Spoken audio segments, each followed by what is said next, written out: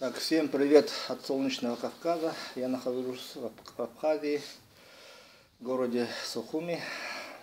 Вот рассказываю про свою духовную практику. Тут я сказал, что если у вас чистая карма, чистая аура, то люди будут предоставлять вам все даже бесплатно. Почему бесплатно? Люди все видят. Если у вас все благополучно, все счастливы, дети очень хорошо живут, то все постараются узнать, как вы этого достигли.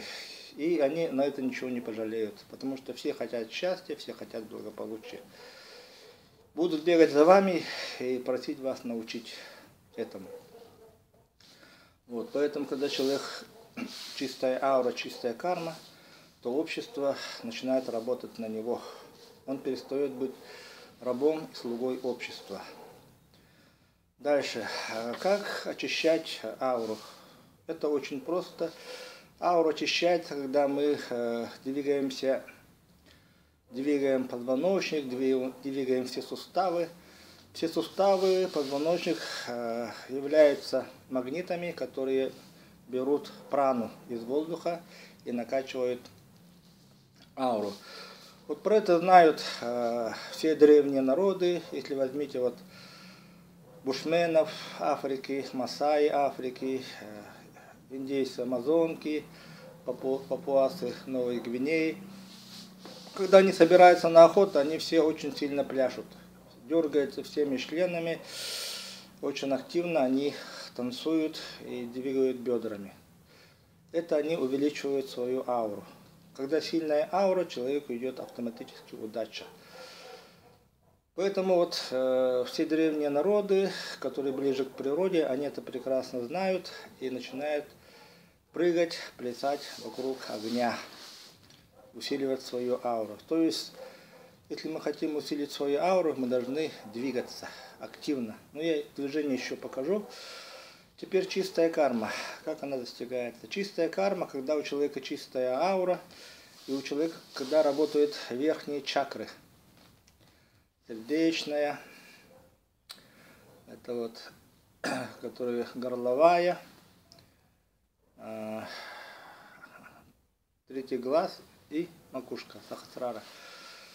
Как они работают? Они очищают карму, когда мы благодарим высшие силы. Неважно, как мы их называем. Или Христос, или Мария, или Будда, или Аллах, или Кришна. Когда мы благодарим высшие силы, у нас работают верхние чакры. Идет очищение кармы. Но практика показывает, что чакры работают лучше всего, когда мы благодарим ближние силы, ближние энергии. Это, значит, энергии воздуха, энергии солнца, энергии земли и воды. Но можно назвать их еще духами. Это кому как нравится, можно назвать их силами, можно духами, можно энергиями. Вот. Про это я еще подробно расскажу. И вот таким образом мы очищаем свою карму и ауру. Когда у вас чистая карма, то у детей ваших, у внуков становится очень чистая аура. И они не хотят пить, не хотят курить, не хотят там заниматься какими-то темными делами, играть на автоматах, играть в компьютерах. Это все негативные энергии. Когда у человека чистая аура, он этим абсолютно не хочет заниматься.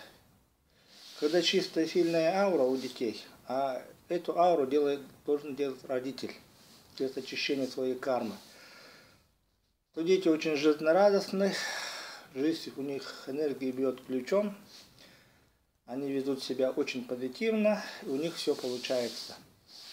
Вот это есть очищение кармы. Карма передается от родителей к детям, к внукам. Поэтому те народы, которые благодарят там, скажем, Аллаха, да, Будду, у них очень мало алкоголиков, пьющих людей. А те народы, которые не молятся, не благодарят, у них много пьющих людей. Но тут надо уточнить.